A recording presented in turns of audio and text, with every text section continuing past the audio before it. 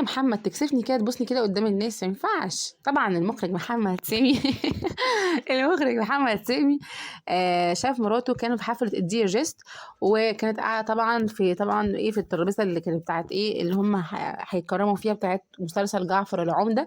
فكانوا قاعدين مع بعض، وكانت قاعده جنب مش عارفه اسمه ايه، يا ربي نسيت الممثل اسمه ايه ده، اللي هو كان طالع بدور سيف وكده. اسمه احمد حاجه، احمد داش.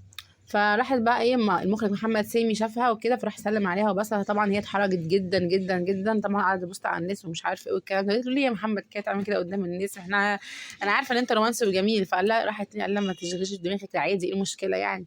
من ايه المشكله يعني؟ فطبعا اتحرجت جدا. وهما كانوا قاعدين بقى ايه، قال خلاص ما فيش اي حاجه، محدش شافنا، ما تقلقيش، محدش بص علينا اصلا. قالت له خلاص بقى مالكش دعوه بيا تاني بقى. قالت لها، قال لها خلاص بس ما تقلقيش مفيش حاجه، بس عادي.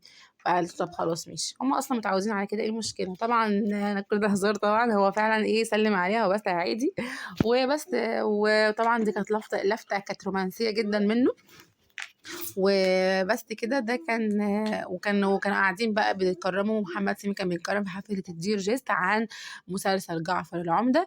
وده كان فيديو النهارده، لو عجبكم حطوا لايك بس كده، واشتركوا طبعا، دوسوا على العلامة الحمراء